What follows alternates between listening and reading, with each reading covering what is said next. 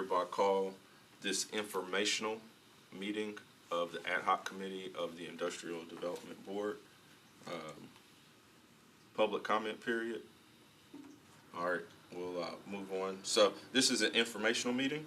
So I want to thank everyone in attendance, and we'll introduce our first guest, Liz Anderson, Managing Director with the Lawn Capital Solutions, to talk with us about workforce housing and bond financing. So Liz, thank you for making time for us today and traveling, and look forward to it, and maybe we'll have you back again in the future as well. Love it. You have to twist my arm to come to Nashville. Ever. So anyway, I just want to introduce myself. I'm Liz Anderson. I work with Lion Capital Solutions. We're an independent financial advisory firm and real estate consulting firm. My background, I spent 20 years in banking and real estate and just started this consulting firm 2 or 3 years ago, bringing private sector expertise to social infrastructure assets and needs, and in particular have really honed in on workforce housing. So we'll go through this. There's a lot of information in here, so it's probably more words than we need, but I'll blow through it quickly and then get to, I want to spend some time on the case study about what's going on in Atlanta. Absolutely. Yeah, Yes. so I think that'll be really meaningful. So big picture, if you flip to slide 3, it's just overall what the housing bond market looks like. It's a massive market, right? $400 billion of tax-exempt bonds are issued each year. Probably about 5 to 10% of those go to housing, so it's $20 to $40 billion worth of housing bond each year. These housing transactions have been financed in the bond market for decades. And this is probably a truly conservative figure. Those are only what the publicly announced. Obviously, there's private transactions outside of that, so it's even bigger. They've been done across the country in various cities and various communities. It's a really efficient way to achieve some housing policy goals, so that's what I want to talk to you about today. So that's just big picture. Second slide is just who buys these housing bonds. It's your everyday group of people. These are mutual funds. They all have allocations. They pull in and out of the market, but again, so it can be a little choppy like the market is today, but they've been consistently there for over a decade and stuff. So moving along, want to spend some time on slide 5. This is kind of types of housing bond transactions for quote unquote affordable housing. On the right, on the left hand side, we have private activity bonds. On the right hand side, we have your typical general obligation bonds.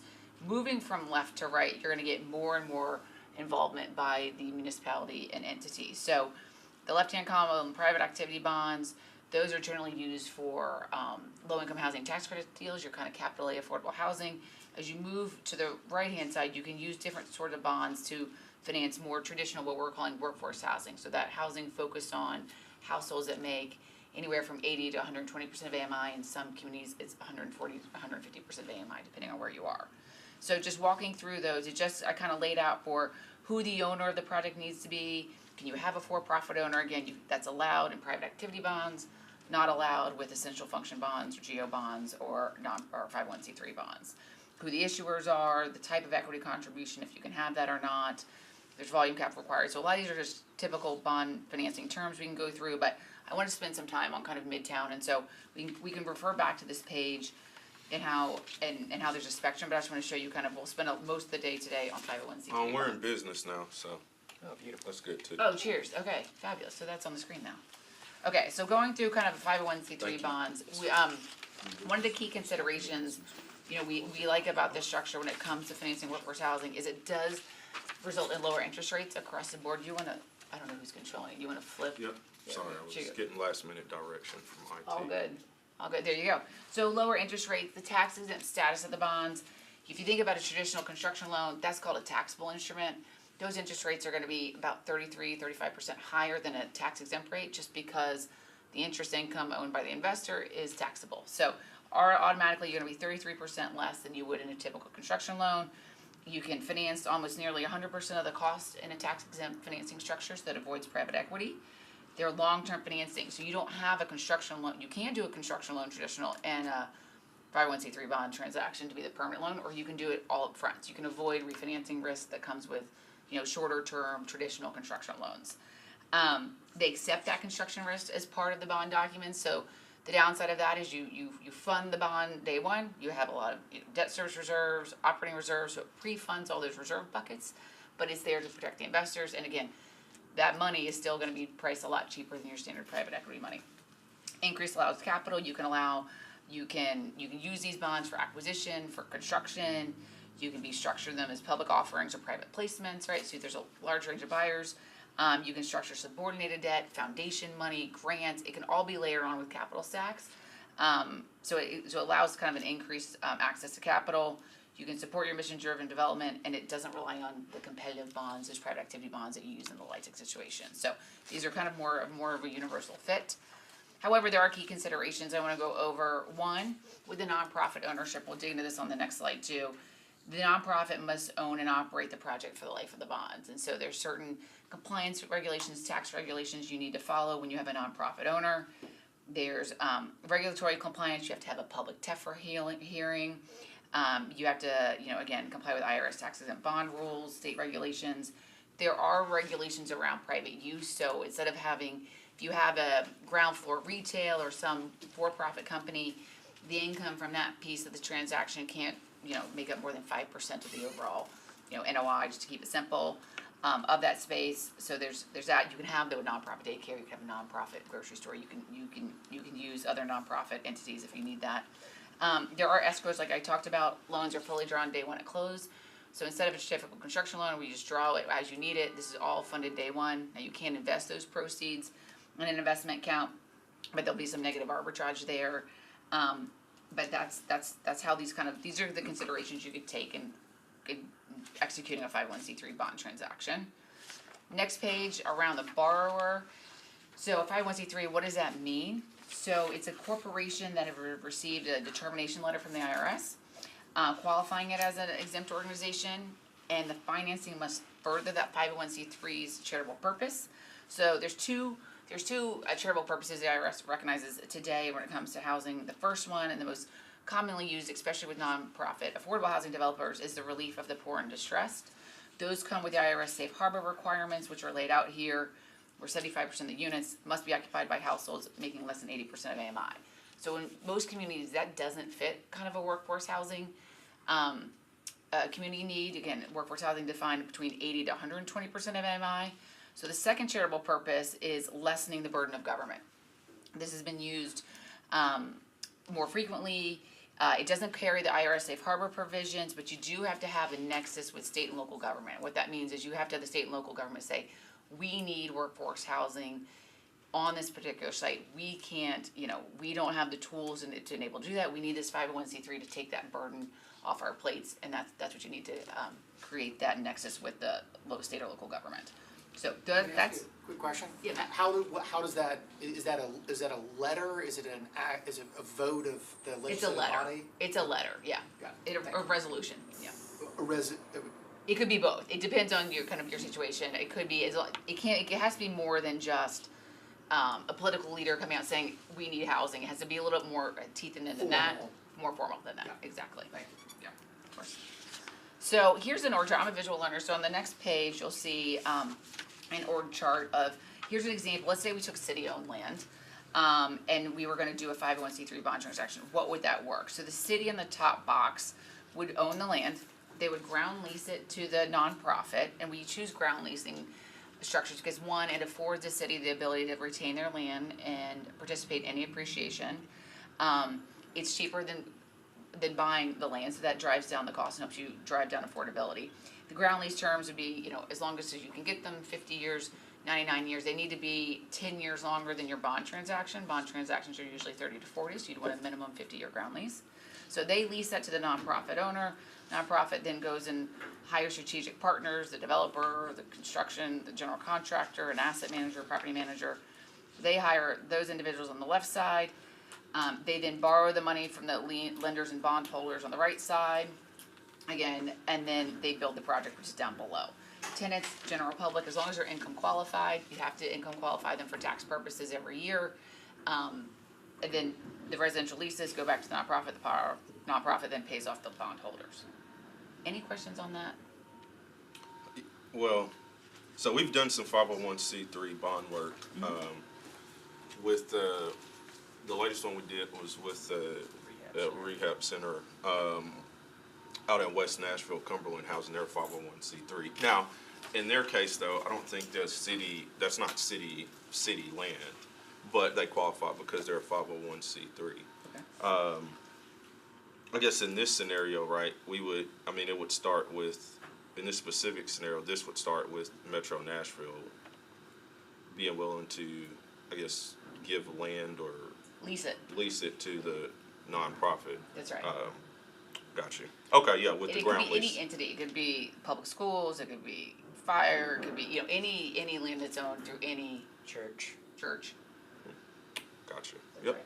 All right, thank you. And then because they lease the land, you take on the debt, and as the debt's paid off, all the excess cash flow goes back to the landowner, so in that case, the city, and that can be substantial. These loans are generally paid off, depending on your underwriting assumptions and leverage points, within 25, 30 years. And so after that, it becomes the improvements will then revert back to the landowner, and they take all the cash flow. Okay. So next page is, these are kind of just indicative financing terms on what these bonds look like. I won't get into these because these are, again, will be obviously project specific, but again, single source of financing, borrower is a single purpose LLC set up under the 501c3. There's guarantees on the base case financing. There would not be a guarantor, a repayment guarantor. Typically, the completion guarantee would come from the contractor. Developer could provide a developer guarantee for all the development services. But in terms of repayment guarantee, So I want to stress that. yeah, In the sense that you're saying the city or the landowner is not on the hook. It's the developer and the contractor. right. Well, because the developer's going to sign up for all the development, services they provide. The contractor will sign up for repayment guarantee, payments for performance bonds. But the city wouldn't be. Any enhancement the city or landowner wants to give in terms of credit enhancement would drive down, obviously, the cost of the interest rates, but they don't have to. No. So estimated pricing today, senior bonds, those are generally sized to a 120 coverage. Sorry, I left that out. Those are sized between a 6 and a 7%. Subordinate bonds are signed to generally 1.0 coverage. They're priced at 7 to 8%. And again, assumes no credit enhancement. No stated amortization. You can have these things amortizing day one. You can have them interest only. Very flexible. We talked about the interest only period. These are typically non-rated transactions. Fitch is one of the rating agencies that's trying to get its hands on rating these bonds, at least the senior debt piece, the senior debt tranche. It's a new product for them. It was used by LA County earlier this year on a deal that was sub 50% loan to value, but most of these transactions are unrated. But again, back to my initial slide, all of those mutual fund companies will buy unrated, highly leveraged debt. So that's not a must-have in order to sell the bonds in the market. Security is a mortgage, unlike GO bonds, which are pledged by the full faith and credit of the city. These are secured by a first lien mortgage. Recourse, like we talked about, except for industry standard carve-outs. Then we talked about the reserve funds that are set up in the beginning to cover the capital, the lease up and the stabilization period, and then there's still all the typical third-party reports you need: appraisal, environmental, title, zoning, surveys. So those are kind of indicative terms. Here's how the flow of funds works. Let's say you had a project here. We won't even talk about the size or scope. Let's just say you had $5 million in net operating income. Here's how the waterfall flows through. So you're operating the property like you normally would. Goes into a revenue fund. You pay your operating expenses out of it. You pay the administration fund for the trustee who's involved. Then you get into your escrow accounts. You pay off your interest, and then there's debt service reserve funds and operating reserve funds. If those are set up at the initial outset of the bond transaction, if they need to be replenished if they're ever tapped into. So that's where the money goes. And then you go to replacement reserves and excess revenue, and those are distributed. But typically, if you're citing these loans to an interest only, there's not going to be any excess cash flow in the early years. They would be in the later years. That's how that works. And then here's kind of the closing timeline. Again, this takes, once you decide on a 501c3 transaction, it takes about 4 to 6 months to close. The nonprofit borrower will go out and apply to a conduit issuer for bond issuance approval. IDB. Here we are today. The issuer conducts a public TEFRA hearing to confirm that the project meets the public benefit criteria.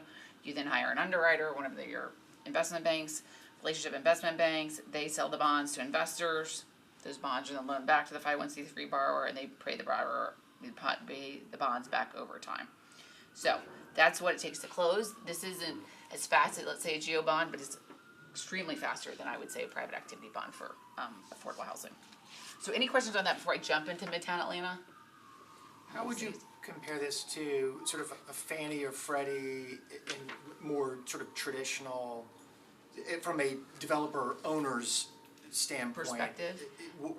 Why would you pursue this route instead of that route? Right, I think with Fannie and Freddie, one, those trigger Davis-Bacon wages, so those can drive up costs for your construction piece. Second, they can take those, I mean, I love our friends at Bercadia and all the other lenders out there that interface with Freddie and Fannie, they take a long time to get done. Those can take a year to 18 months to get done. This can get done in a much shorter time frame. Those also do require equity components to it. I know Fannie or Freddie came out recently with middle income housing guidelines where they lowered the threshold, but there's still, because of the Davis-Bacon wages, the pricing on those bonds aren't low enough to make up for that cost premium in most markets. So it's faster, it's cheaper, and that from a developer's perspective is always appreciated. Yeah, I mean, can you maybe hash out, like, why, I guess in terms of the ownership structure, the developer, in most deals versus this deal, maybe that also contributes to why they wouldn't go this route. So this might be a select developer in terms of the fee structures. That's right. So in a typical Fannie Freddie transaction, you'll have an equity component to it. Equity components require returns. So they would put their money in, right, and expect a return, upon exit. In this transaction, I think you pointed out, Josh, these are all fee developers. They're in there for the fee. Now the fees are not as high as what LIHTC developers are taking. It's a percentage basis. As a percentage basis, that's true. Not a gross basis, as a percentage basis, not as high. But typically you can see them, I would say, between, again, if the nonprofit is the owner, I would say between like 3 to 7% as a developer fee. So, and those get paid out during the construction time, and it's done, it's paid out by completion. So that'd be a consideration too. So it sounds like this is primarily used for construction as opposed to acquisition and preservation. You can do it for both, yeah, it's absolutely used for both. And again, it depends on, I think for construction, because of where we are in the markets today, it's more preferable. I think it could be used for preservation, but there's a lot of preservation, because there's assets already cash flowing, there's far more lenders, Fannie and Freddie. They have LIHTC forwards, they have other products that work as well with assets that already have the history of cash flow associated with them. Got it. Yeah. So from a construction piece, outside of the HUD 221D4, and unless your housing agency was rated and had access to the FHA risk share program, those are really the only two programs available for construction. So it's more limited. Outside your traditional, financing. Yeah, and I think, to my knowledge, KCDC in Knoxville is the only PHA that is in the process of trying to rate themselves. So, in terms of execution, it's limited. All right, so flipping to Midtown Atlanta, this is a deal we are working on with the city. I want to highlight some things that they've done here. Is one, we've got Mayor Andre Dickens' vision for making housing affordable for all Atlanta residents. He had a goal of 20,000 units by 2029 through traditional LIHTC financing, 4%, 9%, inclusionary zoning. For their typical policy tools, they're projected to achieve about 15,000 of those 20,000 unit goals. That leaves about 4,000 units under the goal. 4,000 units under the goal. That's going to require something a little bit more innovative. So that's why the city set up this innovative public development entity called Atlanta Urban Development Corporation. They are a subsidiary of Atlanta Housing.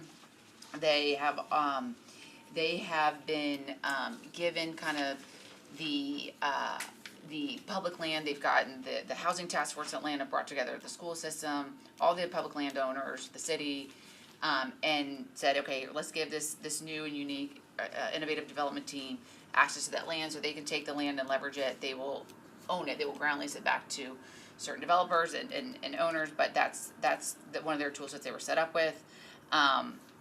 So Atlanta Urban Development Corporation is who we are working with on this deal. They have a great financial toolkit ahead of them outside of public land.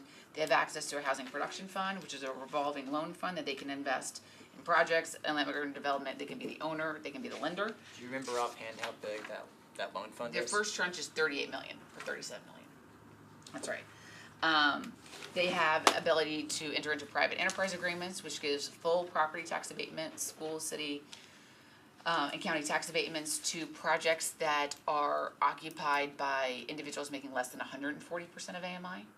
So any unit that's occupied that gets a full property tax abatement, that private enterprise agreement runs with the ground lease. They have the housing production fund, and AUD can also issue long-term debt. should they go a more traditional construction route, they can issue the long-term debt. So that's who the sponsor of the project is. This Midtown is in a high opportunity area. It's in the heart of Midtown. It's by major employers, major cultural institutions. This has been a sub-market that's experienced a lot of rent growth over the last decade or so, a lot of population growth. So this is the Midtown Fire Station 15 site. We flip to the project goals section. So the goals that AUD set out is they have their affordability limits here in the middle. They needed 30% of the units leased out to individuals making less than 80% of AMI. So you have 20% at 50, 10% at 80, and the rest can be at market. Market in this sub-area of Midtown right now is less than 120% of AMI. You could go up to 140% though, as I said, and still get the property tax abatement. They do want non-ground floor commercial and community space of all the buildings recently delivered in the sub-market. Community space is lacking, so they're gonna put some of that into this building as well. They will also deliver a fire station, so they're gonna move the fire station to a temporary location, bring it back, redevelop a new fire station with parking above it, and then residential above that. So it's a total mixed use building, mixed income building. It's an old picture.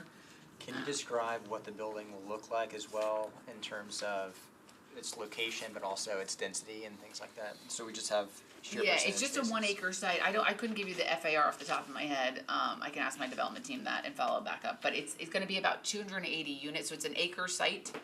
And it's going up 27, 28 floors, so somebody could probably do the math on what that is from FAR. But it's a really efficient site, and again, the fire station will be, I don't know the square footage, 15, 18,000 square feet. Fire station, it'll be a 2-story fire station, again, with some community space, secure parking for the fire station, maybe 9 floors of parking, less, I think it's gonna be less than a 1-to-1 parking ratio. And then above that will be the residential.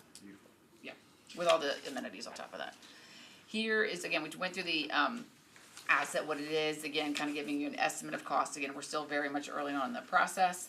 But the RFQ was released a year ago, the team was selected in August, we signed the pre-development agreement in January, and then we expect to break ground, about a year after signing the pre-development agreement. And again, a lot of that timing is determined on what they do with the fire station, more so than what the development is.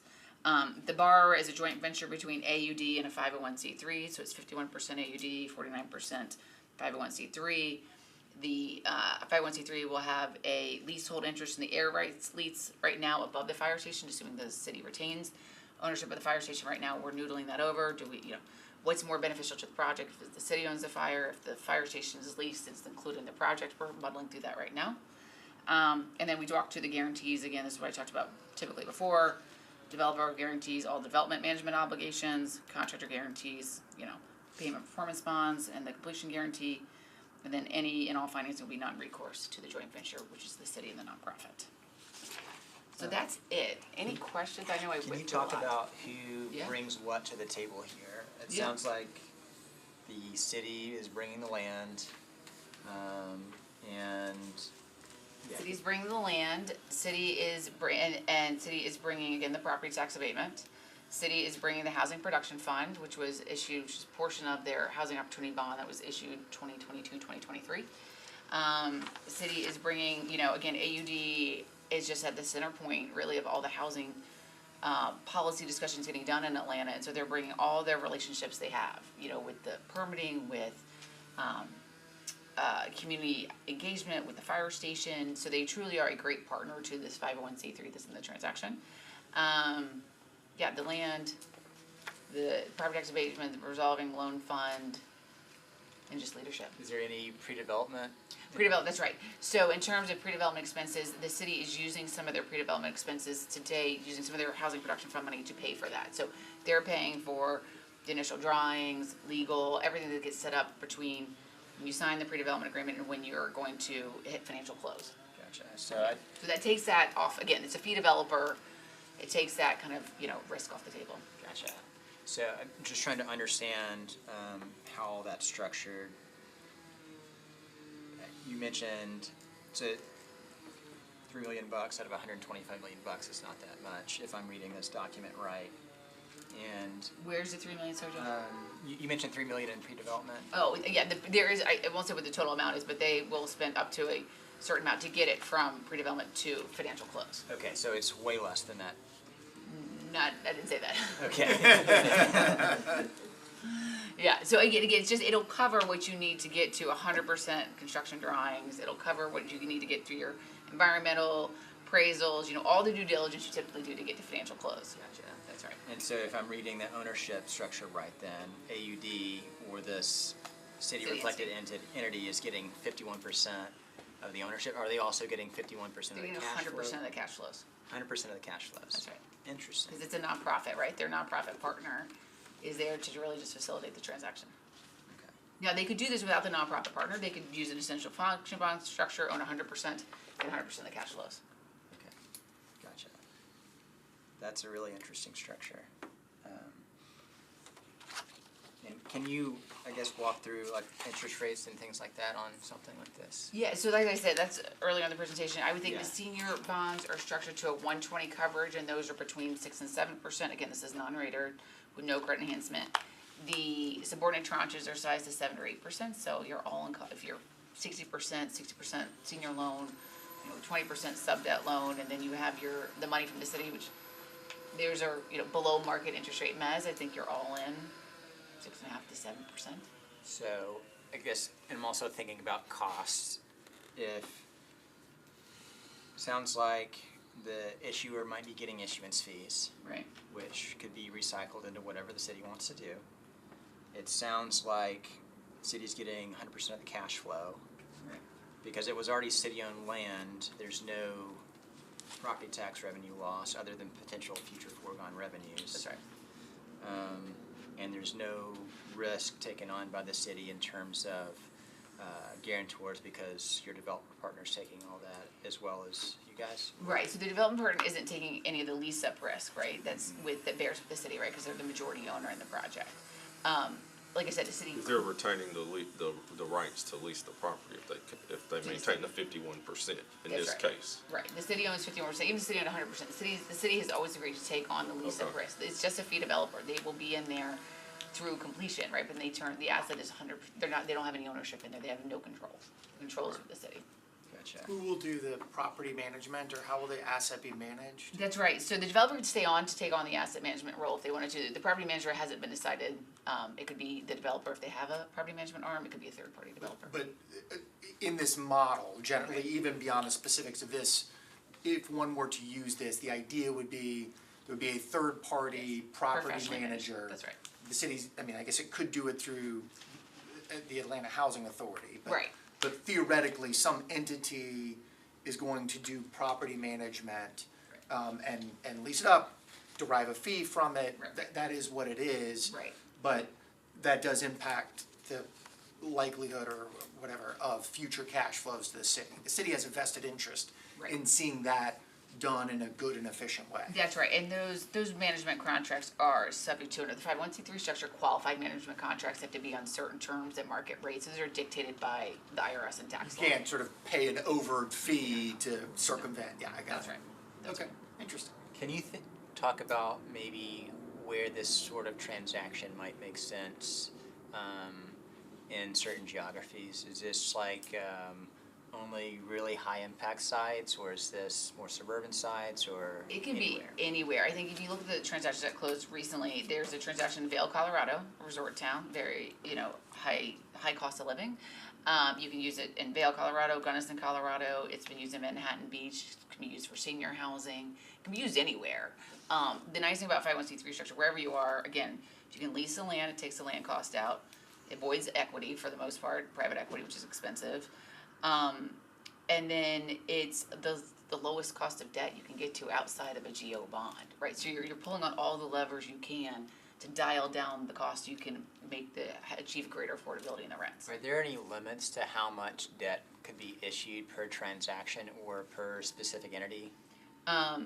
No, I think it's a function of the bond investor in the bond market. It's always at what rate do you want to pay, right? If it's a, high leverage, low return deal, you're gonna come at a higher cost of capital that might not make the deal pencil.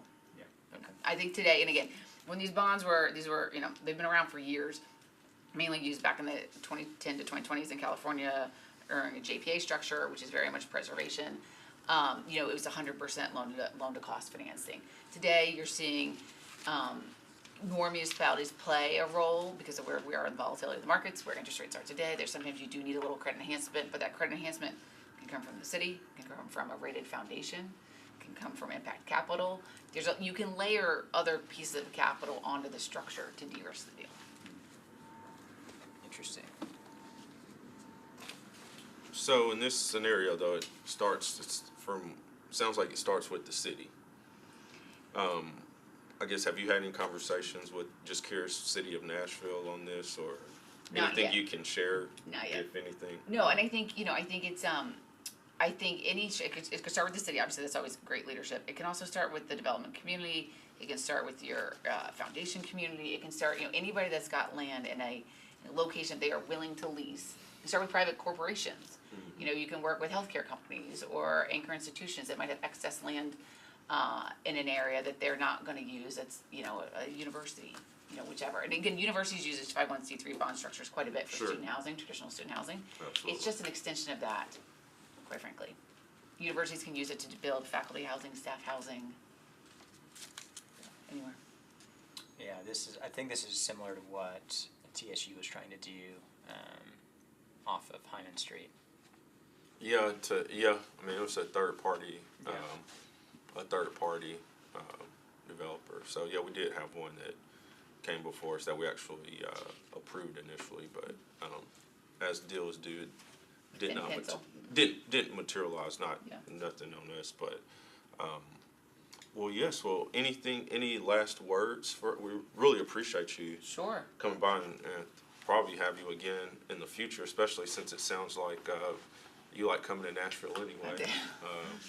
Any last words or parting words for us on this? No, I just think it's just something you should keep. It's a great tool to use. It's a little bit outside the box thinking, and again, there's nonprofits here that you're probably already working with that can execute on this. There's national nonprofits. I think this is something that can be done. It's kind of getting all the right people in the room together.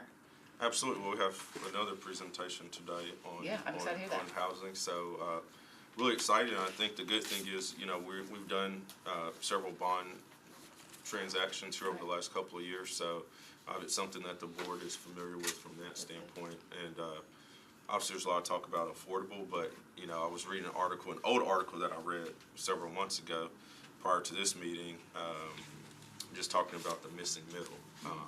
So obviously, we need housing at all levels for sure. So, well, thank you so You're much. welcome. Thank you so much Thank for you your having time. me. Appreciate Absolutely. You guys. you. All right, next item we have a housing strategy presentation with Housing Division of Planning Department of Metro Nashville. Yeah, if you want to sit right there, and then once you get ready, you can just, if you don't mind, just introduce yourself. Yeah, real quick before Travis starts, I just want to let you know I've got a 10 o'clock call. Yep. Thank you for letting me know. I appreciate it. Do you want to? Sure. Yeah. Thank you. Yeah, for sure. And obviously this is the unified housing strategy. So we've had your team. I don't think you've been before, but we've had members of your team come before us, and certainly this board has approved several affordable housing deals related to bond financing here in the past couple of years. So it's something that we're intentional about, and certainly not all we do, but certainly glad and this board has been very supportive of those types of opportunities. So thank you for coming to us.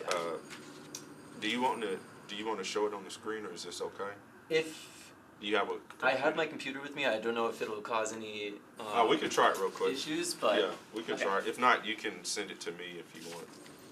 if you're on a time constraint, I'm on a time constraint Okay. after this too, so I'll go through this. Introduce yourself for us, please. Yeah. So I'm Travis Miller. I'm the Housing Policy and Program Coordinator with the Housing Division here at Planning. Been working on the Unified Housing Strategy here at the wrap up, but before I take the credit for that, I do want to give my colleague Casey Ensign a big shout out. She is on maternity leave now, but she did a lot of the heavy lifting up until that point. Well, So congratulations to her. yes. So today we'll go over kind of some of the key findings of the UHS and what we're looking for in the next 10 years here. I'll make that a little bit more abridged than the full presentation. But I still want to hit those points and really talk about how much housing we'll need here. And then do an overview of the strategies and actions, and then kind of focus on where we see the IDB kind of stepping in on some of those actions, and then talk a little bit about bond issuances as well. And then a little bit about how we're going to move forward. So to start off, just want to say that the Unified Housing Strategy is a collective call to action. Metro can't do it on our own. We'll need our private, public, nonprofit, philanthropic, corporate partners all at the table. But we really need to align all of our systems and tools and resources that we have so we can hit the 4 pillars of housing security, which is creating new, preserving our existing, keeping people in their homes, and connecting residents to resources.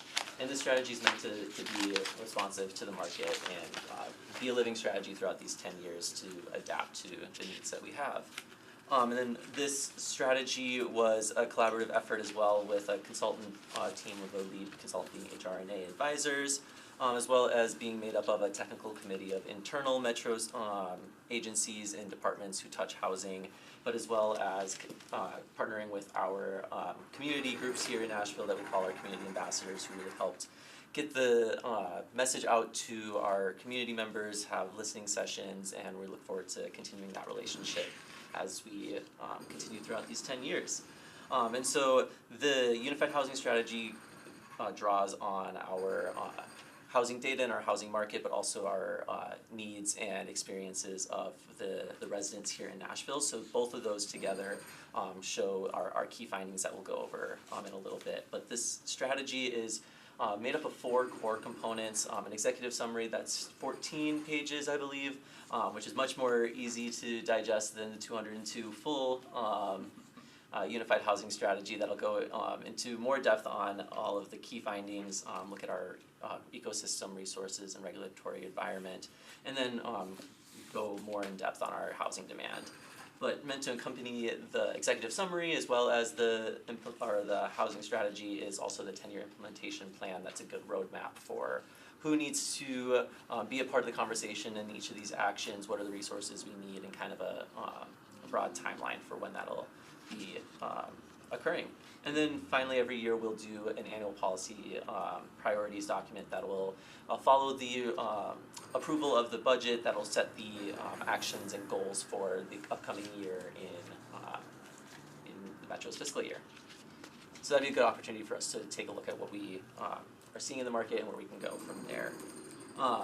And then there are things that we're unable to do throughout as the city, as we know, with state preemption, such as requiring zoning or affordable housing and zoning decisions, setting rent control throughout the city, or instituting higher tenant protections above what's set at the state level, and then interfering in any private sales as well.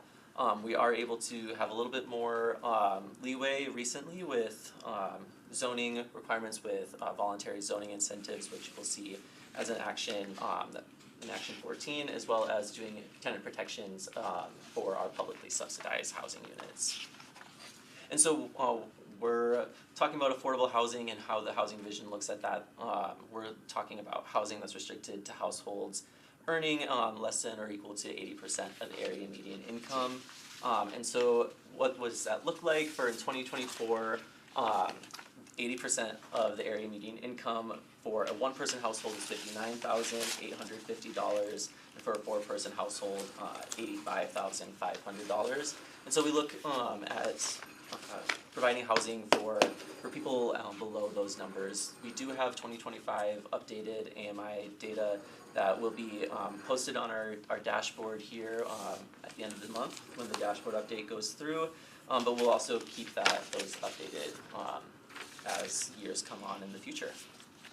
But when you look at those numbers, you can see that the people that we need affordable housing for are the people that make Nashville run. Our social workers, our hairstylists, our clerks, our employees working minimum wage. These are all the people that Nashville cannot exist without, and so those are the people that we're hoping to keep here and safely stay in their housing. So that was a real brief overview of the UHS, but so our key findings that we found through the data analysis and community engagement came out to 6 key themes. So the first one was an increased housing demand, and then, as we all know, a lack of affordability, but with that comes also a lack of housing choice, and then also looking at the inaccessibility of home ownership specifically, and then looking at risk of housing loss and navigating our programs and our resources. So we have a great economy here in Nashville that's inviting and many people want to move here, but we're also seeing that the residents who already are living here, their household sizes are decreasing, and so we're having just more people, maybe not people in general, but more households looking for housing, and that increases the constraint on the supply versus our demand here. And speaking of our supply, we've been well below a healthy level of home ownership supply since 2008, and we've seen the overall housing production drop since then, with a constrained housing supply for those at or below 60% of the area median income. And we also see that short-term rental properties and large investor purchases do have an impact on our housing market, but aren't the main causes driving our market changes here. So more efforts will have to be looked at for those immediate effects, but those aren't the things that we're seeing driving our housing affordability issues here.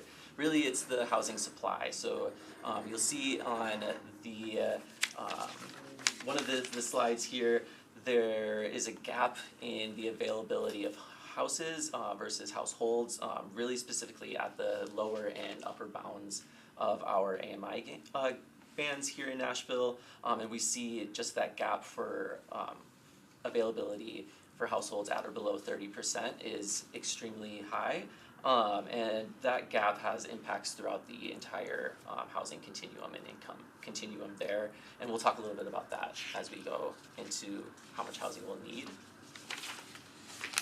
And then the primary key finding about a lack of housing affordability that everyone has heard and has experienced here in Nashville, we see that our housing prices are continuing to increase faster than our incomes in Nashville, and this is specifically hurting our low and moderate income residents more specifically and harder, leading many to making difficult trade-offs in their housing options and their housing decisions. And when we're talking about affordability, we also need to look at the percentage of people who are cost burdened, and so being cost burdened means that you're spending more than 30% of your income on your housing costs, and we see that that's an issue impacting both renters and homeowners here in Nashville. But specifically, certain cohorts, when we're looking at single-parent households, we see that 74% of single-parent renters are cost burdened. And looking at our communities of color, 54% of Black renters and 52% of Hispanic renters are cost burdened compared to 47% of white renters. And we see that Hispanic homeowners experience even a higher cost burden at 29% than their Black and white homeowner counterparts. But when talking about a lack of affordability, also comes a lack of housing choice. Can you stop with a quick question? Yeah, for sure. When you look at this, because you broke this down into various demographics, what's the reasoning behind the disparity in these different categories? Yeah, so demographic categories from your research. Yeah, so the differences come just from systemic issues that when we look at communities of color, specifically the ability to have the income and the job opportunities in the past that have had an impact into today's current age, but also when we're looking past just communities of color, single-parent households with fewer income streams coming into the household and more dependents to take care of, the total income to rent or to homeownership cost is skewed in that sense, and we don't have the housing supply that would meet the affordability needs of these certain demographics that we're seeing are experiencing higher levels of cost burden. Thank you. Yeah. Yeah, I think especially the larger research, which our Hannah Davis from the Housing Division We're only allowing audience stuff today because it's informational. But no, I'm joking. The UHS doesn't really get into this, but we know, Sure. that, the, decrease in household wealth that we see between white and black households is largely attributed to a lot of the redlining we saw, historically, that then delayed homeownership opportunities for black households, and we know that that's, in this country where a lot of the wealth gets transferred from household to household. So I think, we have the current conditions, current economic conditions, but they've been compounded, especially by historical racism as well. Thank you. And then, like I was saying, with the lack of housing affordability, it also comes a lack of housing choice. And so when you don't have the liberty to look for any housing option and you're constrained to what you can afford, even that availability is constrained as well. So we see that our income restricted housing, so the housing that we subsidize here in Metro or at the federal level, is situated outside of our urban core, mostly in our northern and southern parts of Nashville, but also our naturally occurring affordable housing that's purely affordable due to different characteristics such as the location or age of the unit. That's also outside of our urban core in areas such as Antioch, Madison, and Donaldson. So just the geographic opportunities are constrained, but when you don't have the opportunity to, or the liberty to move to a different place because you can't afford to move to a different place, you also run the risk of living in substandard conditions due to that's the only option that's affordable. You don't have an option. Yeah, and you're also afraid to bring up any concerns that you might have with your unit with your landlord or property manager because you would be afraid that they'll retaliate, kick you out of your unit, and that's a legal process, but it's something that people don't want to interact with, and evictions can have impacts on your ability to find housing in the future, and if you aren't able to find a better unit the first time, the option or the opportunity to find a better unit the second time is going to be even lower. And so that just comes also back to just our supply being not robust enough to have those options. But then we also see when we look at homeownership specifically, this is an extremely high barrier to cross for many of our Nashvillians. Many that want to stay here in Nashville, want to build families here, set their roots, but the escalating costs are just too high to be able to get into a home.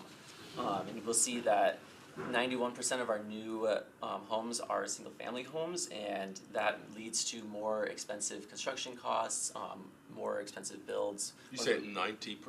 91%. 91%. And so that just means that the cost for that unit is going to be higher as well and be less affordable when you're looking at the scale of building. And I want to really call out on this graph here, the typical home value being around $420,000 versus what would be affordable to the median household, the median owner, and the median renter.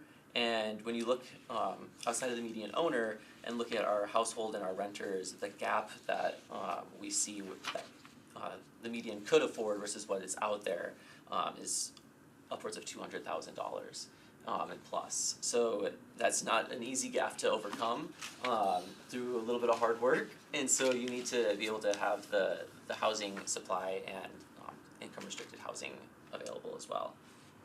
And we also see that when people who do have homes here in Nashville, that there are discrepancies in median home values, especially when we're looking at our racial demographics, with Hispanic and Black households having far lower median home values than Asian Pacific Islander and white households, and that can be attributed again to historical patterns such as redlining that limited the availability and ability for these families to get in previously and to have that build. But we also see that the maximum affordable home value differs between demographics, and we see that our Black households face an even higher barrier to getting into home ownership, with the median and max affordable home value being around 200,000 versus that medium home value being at 400,000 as well. And even when you control for income, we see that white borrowers have a 72% mortgage origination rate compared to 56% of Black borrowers, and so there are discrepancies in being able to get into that market as well. And we also want to look at the risk of housing loss. And so both homeowners and renters are increasingly worried about losing their homes due to rental costs or rising property values in surrounding neighborhoods. And we can see in these maps here that come from a market value analysis by the Reinvestment Fund, the displacement risk ratio throughout the county, with 3 being the highest displacement risk ratio, and you can see those darker areas in more northern and southern, more southwestern parts of Nashville, and then areas with the highest displacement risk following investment into those markets, into those communities. You can see that mimicked or very similarly outlined, with the highest pressure being in our northern and kind of this time more southeastern parts of Nashville. And displacement can be due, again, to forcibly being displaced through eviction or a unit being sold, but also can be done through property values increasing in a neighborhood or through gentrification as well. And to stop the risk of housing loss, you'd think that we should have our programs, and we see that we do have many programs out there for keeping people in their homes and preventing displacement, but programs are difficult to navigate and people have limited awareness of these resources. We heard from residents, service providers, and developers that the resources that we have out there aren't easy to use, and they don't know where to look for all of the ones that are available to them. And so altogether, those are our key findings, a lot of the things that we were expecting to see, and now we'll talk about the housing that we'll need over these next 10 years. So HRNA Advisors, that consultant firm that I had mentioned earlier, they had estimated that Nashville will need roughly over 90,000 new homes in the next 10 years, which comes out to around 9,000 new homes annually. And that does include both market rate and affordable, so not just housing affordable to those at or below 80% of the area median income, but the entire housing market. And we see, just as a frame of reference, that is higher than our construction since 2015, which averaged around 7,000 new units, but is slightly lower than, or quite a bit lower than the spike that we saw in construction following the pandemic. That was around 14,000 annual units. And we see that there's a demand or a need to have more for sale homes being produced. Over half of the new homes that we'll see should be for sale. As I said, our availability and our supply has been well below healthy supply levels since 2008, and the trends that we see in people coming to Nashville and the desires of our Nashvillians is to have more homeownership opportunities. But when we're looking at that 90,000 number, we can break it down, and we see that that biggest gap comes for households earning at or below 60%, but very much at or below 30% of their median income. So we see that we'll need an additional 20,000 homes affordable to families at or below 60%, again, prioritizing those at or below 30%, so that we can really make a dent into that big supply gap that we saw earlier, because it's having a ripple effect throughout the entire housing market, where units that would be affordable to households at a lower income bracket aren't available, making them rent at a higher income bracket, making people that would be affording that house or that home unit have to rent even higher, and so that just has an effect everywhere. And so if we're able to have our supply robust at the lowest levels, we can kind of mitigate that ripple effect throughout the entire market. And now into the fun stuff on how we're gonna address these key findings and our housing needs. And this is going to be an effort, again, through the entire housing continuum. So we need to have an ecosystem that is strong and has the resources and tools necessary to play their part when they're called upon. And so this includes Metro, but also our private, nonprofit, and philanthropic groups to collaborate on these strategies and actions. And so these 7 strategies focus on, again, creating new, preserving existing, connecting people to resources, and preventing displacement. But all of that requires us aligning our ecosystem and resources to be able to act onto those tools that we even have available. And so we'll do a high-level overview here of what is of strategies A through E, I want to say. It's E. 7. But we'll do a high-level overview of counting these in my head, strategies. A, B. High-level overview of these strategies, and then I'll kind of key in on some of the Sure. ones that are connected to the IDB and talk about some bonds. So strategy A is creating that ecosystem, that strong ecosystem here in Metro, but also across that entire continuum. And so key actions will include creating a position here in the mayor's office to provide coordination, as well as creating an interagency working group and increasing our collaboration and accountability here, but also supporting our development partners, including our small and emerging developers. So this will serve all Nashvillians that are seeking safe and stable, affordable housing by creating the ecosystem that can provide that for them. And then strategy B, this is looking at our finances and our funding capabilities. So we're going to optimize and grow our financial and resource support for affordable housing and diversify the funding and resources that we have available to us. So we will look to maximize our existing tools such as the Barnes Fund and the Catalyst Fund, but also build strong partnerships with our philanthropic and corporate sectors to have funding available for other elements in the housing sector, so service delivery or rental assistance, or just a few examples of things that we're looking there. But also establishing underwriting capacity so that we know that our resources are being used at the highest and best use, and we can stretch those resources more efficiently. And so again, this will help us provide housing for families that are below 60% of the area median income, as those will require more funding and more subsidy from Metro. And then strategy C is to create a range of new and affordable housing choices for all Nashvillians across the county.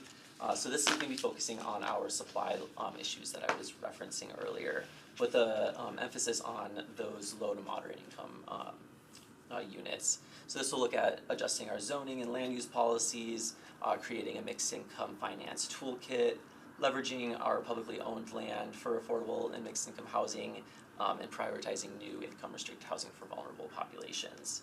So again, this will focus on all Nashvillians, but will particularly help our low and moderate income households, especially our vulnerable populations that really need deeper affordability at that 0 to 30% level. And so this matters because our housing supply issues are so dramatic that we need to really buff up the amount of housing that we have out there on the market.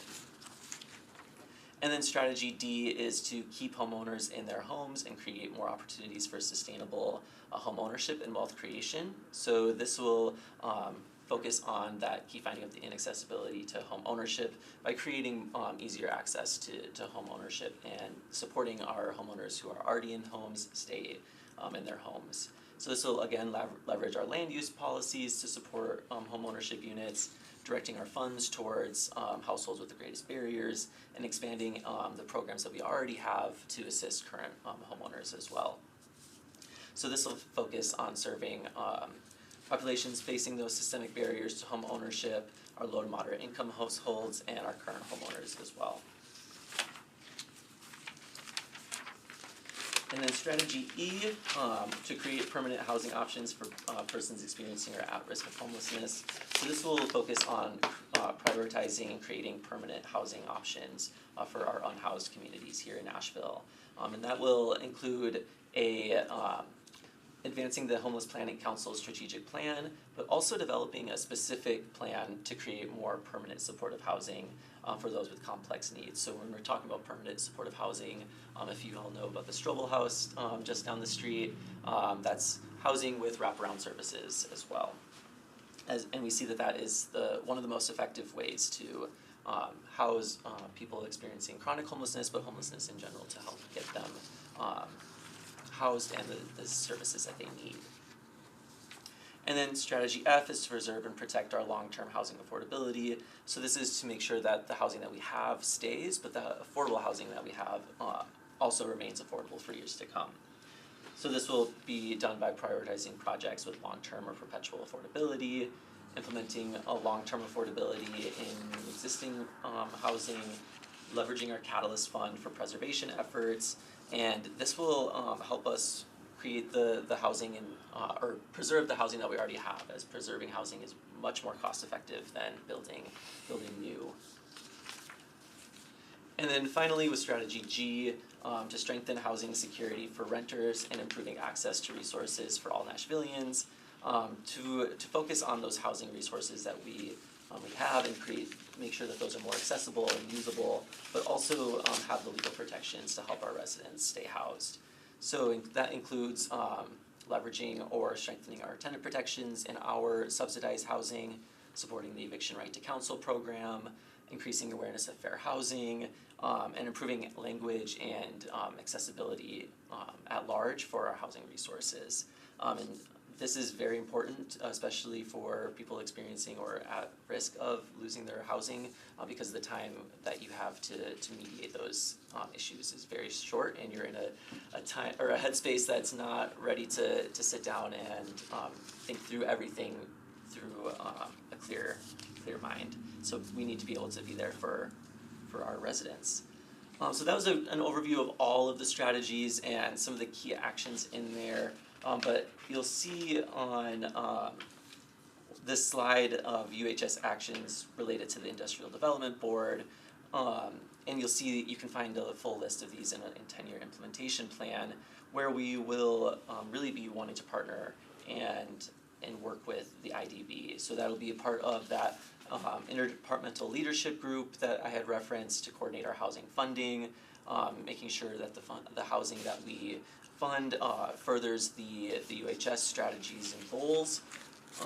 One action that we have is to coordinate our RFP process and all of our reporting requirements, and so looping in the IDB in that process as well as partnering to establish underwriting capacity. So that's one thing that we're working on, is identifying the best course of action for establishing underwriting capacity in a metro, and one of those paths could be working through the IDB if you have connections or a good partner for underwriting, but also being just looped into that underwriting capacity as well.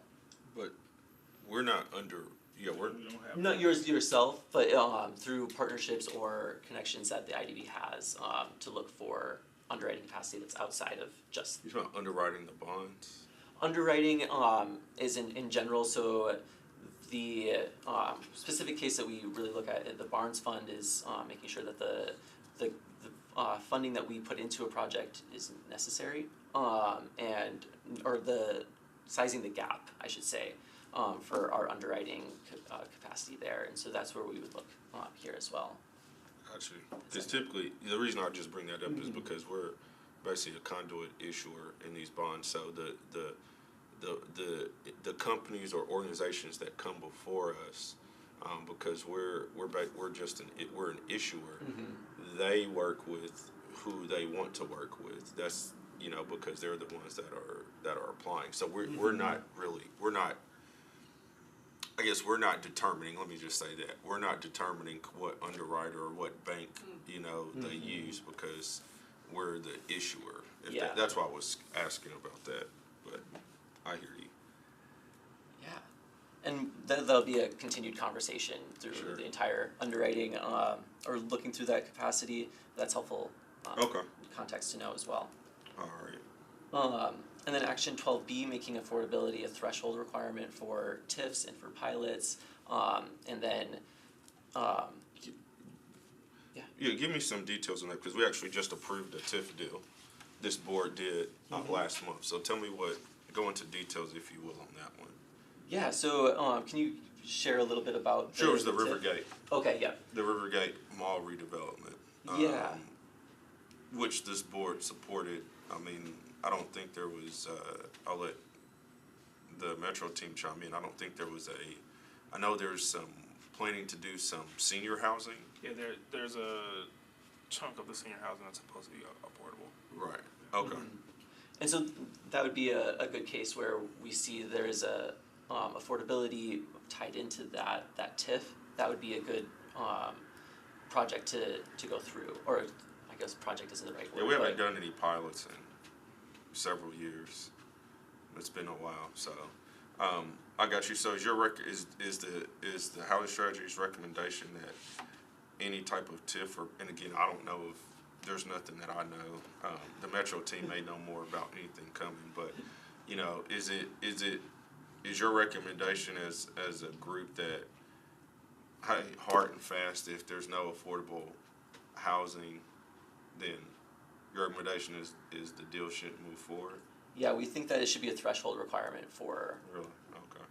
Okay. TIFs, and I would say if there are TIFs that don't have any housing, and I might be speaking out of my place here, but like TIFs that don't have any relation to housing at all, Okay. there would be no threshold requirement. Right, if it were only gonna be, commercial or office space. Yeah. Just curious, I guess, what's the feedback been, and I'm just curious, so if not, what's the feedback been from council on, I guess, some of these items, for example, because like the TIF deals and pilot deals, yeah, the board approves, the IDB, approves those, but pilot deals actually go to the council first before they even get to the IDB.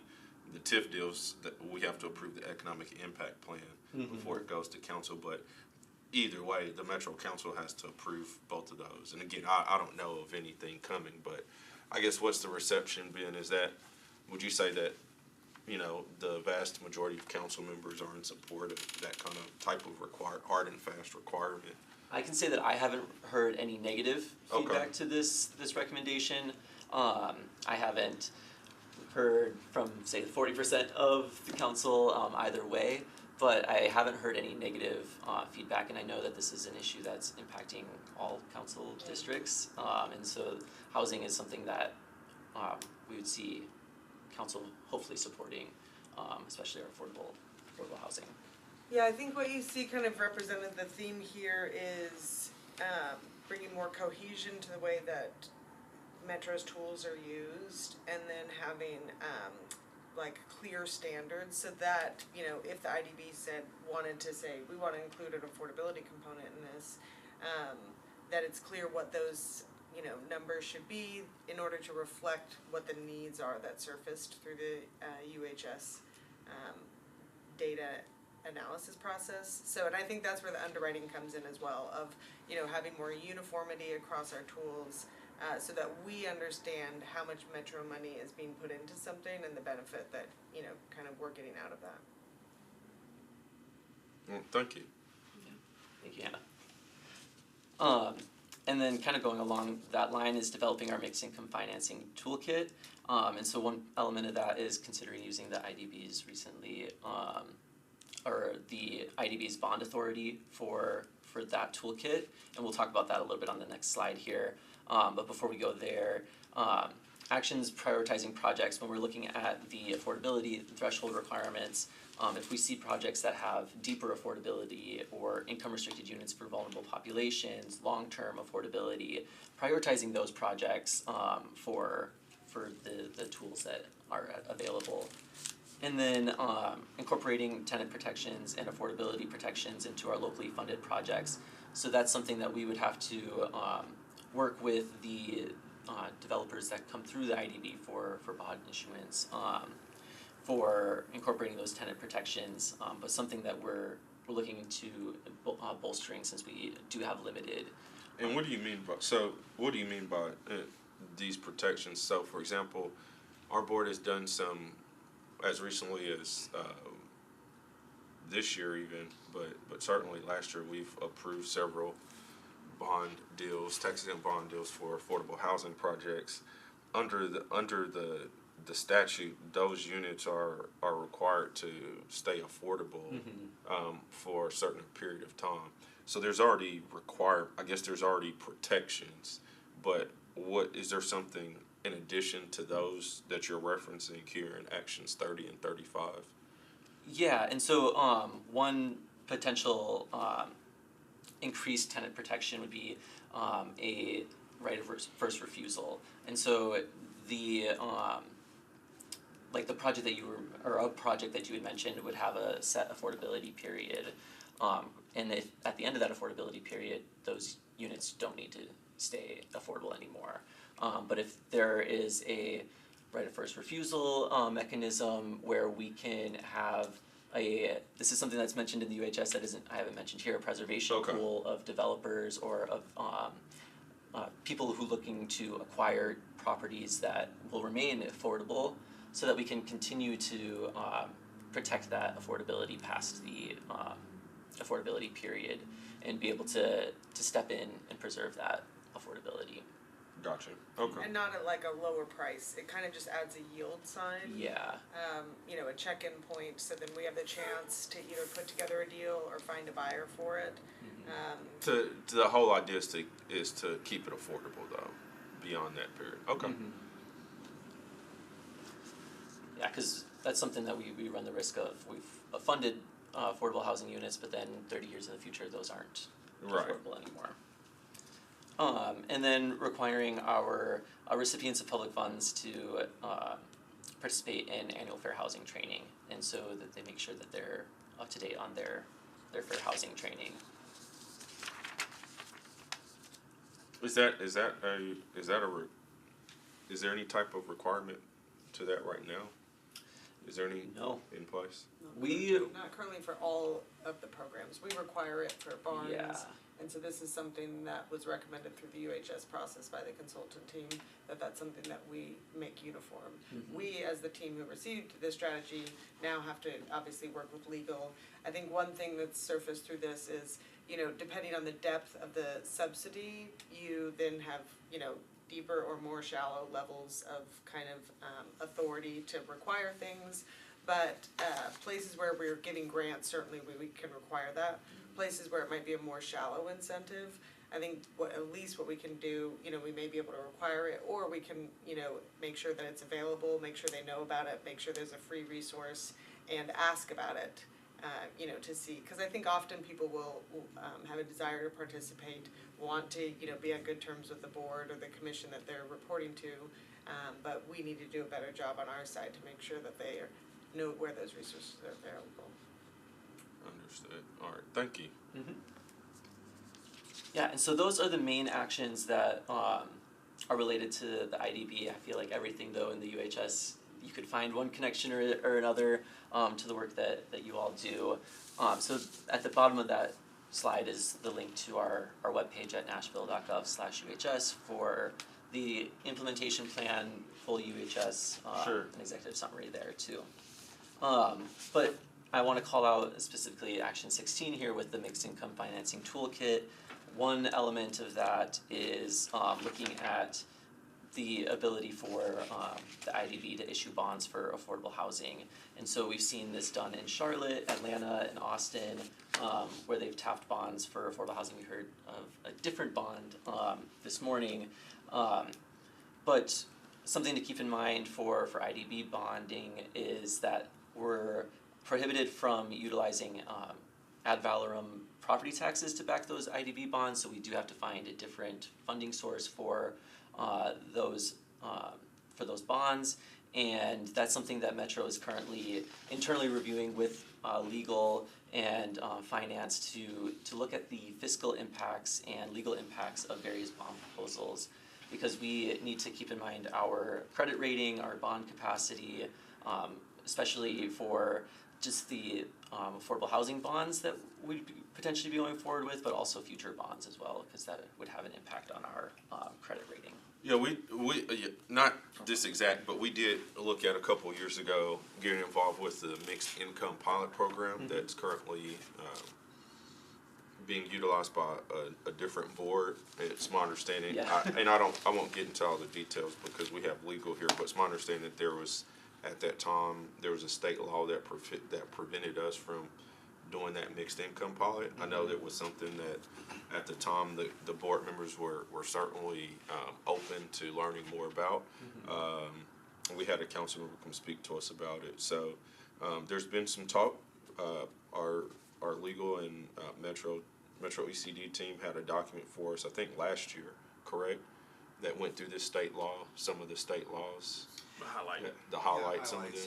them. That was last year, I correct? think that was last year, and Yeah, and I just to think it clarify, included this one. just to clarify your point, so, I think what Travis is referring to is the, bonding capacity, which. Right, not the is- pilot. Yeah, which Yeah, is yeah. different, so the pilot authority is a little bit different than what you guys can do for bonds, because as you know, this board has done bonds for affordable housing in the past, and so there's no limitation that. But we couldn't do the mixed income pilot, though. Couldn't do the mixed income pilot program because under the law at that time, and there actually may have been a change this, Okay. session that I need to review. At that time, you could only do pilots basically in an area that's called the center city area. And so it wasn't, you weren't able to do it countywide, and so that limited the areas that you were able to do it in. But like I said, I need to check the law because there may have been a change to that. But as far as you being able to issue bonds, which I think is what Travis is referring to, there's no geographic limitation as to where you can do that. And as I mentioned, this board has done it before.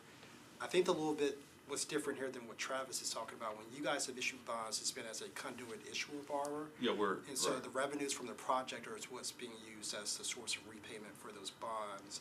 I think kind of what this is hinting at is if there could be additional credit support that is provided either by this board or the city to actually help pay for the bonds, which may actually mean there's a lower interest rate, which may make it pencil better for the developer. I think that's kind of what you're getting at, is But that. there's more risk, Correct. right? Well, I think the theory is if there is credit support from a different source, there is less risk, but. But if Metro is certain, let's take the IDB, say if Metro, Nashville government is serving as like the guarantor or backstop on these deals, that can impact credit facility, borrowing rates on the debt, I mean, correct? Well, It could, but I think from the investor standpoint, if not just the revenues from the project, but there's also some sort Sure. of backstop that's being provided, I think from an investor standpoint, that makes it a little bit more palatable.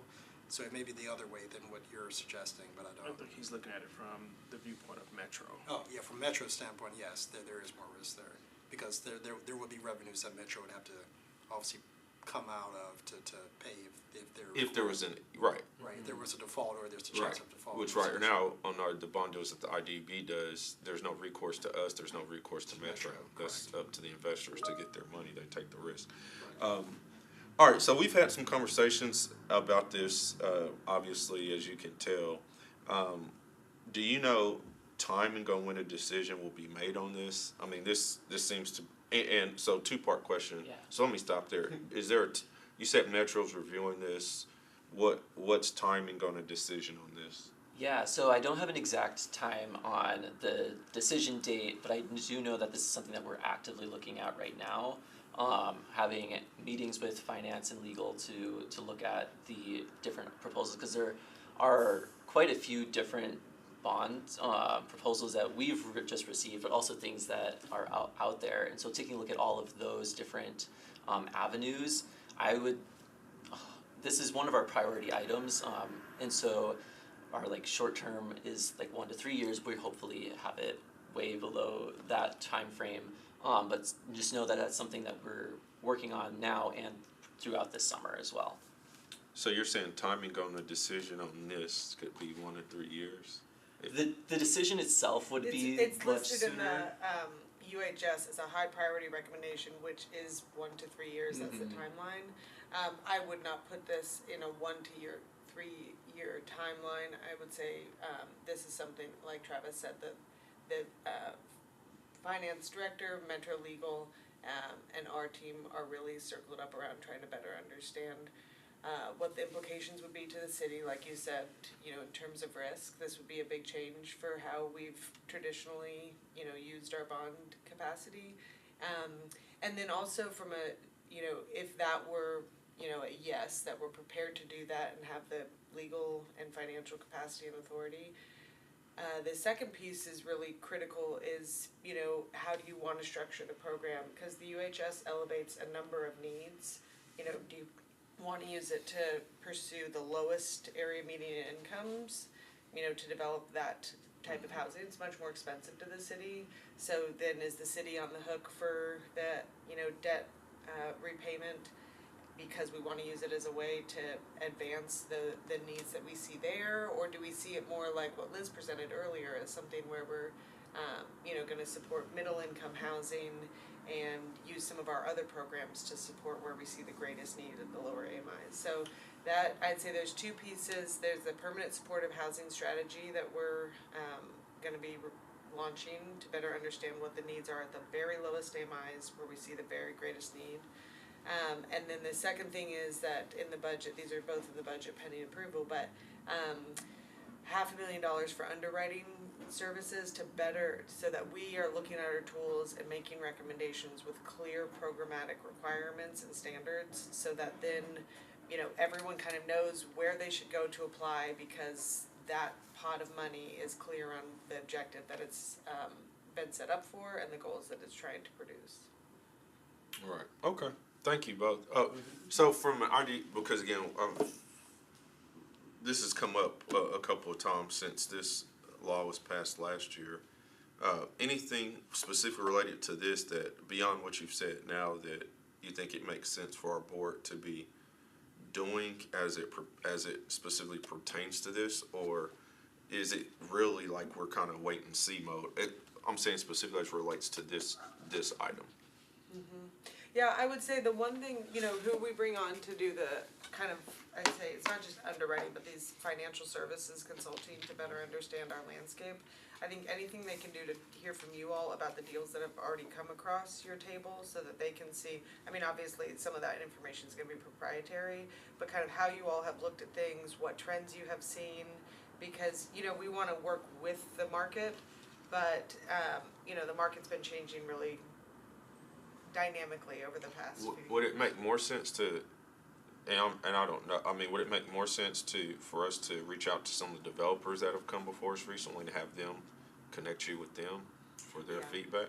Yeah, I think that would be really valuable. Okay. As long as. And we touch base with many of them during the UHS Sure. process, but this would be a much more in-depth financial analysis. Okay, yeah, I think we can. I appreciate that. I think we can make the request. Okay. Now, what they share, Right, don't share, right. but we can make the request. All right, I'll turn it back over to you so you can finish up. So. Yeah, no, I think that is everything there with the bonds and specific UHS actions. And just real quick on this implementation, I've said it before, I'll say it again, this is gonna be a all hands on deck approach, where we'll need all of our partners here in Nashville. And this is supposed to be a living strategy and respond to our market conditions, which feels like we would need to respond every single day to a different change in the market. But those annual policy priorities that we'll publish every year will be a good opportunity for us to kind of take a look at the progress that we've done in the previous year, see what we have allocated for the upcoming year, and how we can progress our performance metrics and stay up to date with shifts in the economy and just general state of funding and policy, but also being in touch with the community as well and seeing what their needs are, if things have changed since we last talked to them. Hopefully it's not going to be in year 7 the first time that we talk to them again. It'll be an annual thing, so we can keep that hand on that pulse there. So that wraps up my kind of presentation here. Happy to share it with you, as I know I kind of went through it a little bit quicker Sure. than I typically go Is it through. okay if we post this on our IDB website? Is that okay? So we'll if you'll send it over to Jamar, he can get it posted on the IDB website. Cool. And I will also say we have, in addition to all of the UHS documents, on our website we have a deep dive video that I want to say it is 2 hours long, but we have it broken up by like time frames of when each section is like beginning their deep dive. So if you need to just turn something on in the background and wanna to learn more about each strategy and each action, I wanna give that as a Now, opportunity are as you well. reading the PowerPoint during this I meeting? have a different PowerPoint than This one? than Oh, this one okay, that goes okay. much more in depth into each Sure. action. We do have a recording from our public presentations that we've done throughout May as well. Okay. For that too. And what's next with this, I guess, like in the immediate future? I mean, is this final? Is it still edits being made to this? Yeah, so this is the final content of Okay. the UHS. We will be posting here at the end of the month reposting it onto our website with an additional appendix that kind of summarizes the public engagement and community Okay. feedback that we've seen. There will be a few slight formatting changes as well, but the content itself will And that's coming later this month? later this month. Yep. Okay. Mm-hmm. All right. So. Well, thank you so much for taking time and. Yeah, thank you for having me. Really appreciate it, and I'm glad we got this recorded, so. With that, it's here at 10:46 a.m. We will conclude this meeting of this informational ad hoc committee meeting of the Industrial Development Board. I want to thank all of our guests, our speakers, Metro ECD and Metro Legal. Have a wonderful day. Thank you.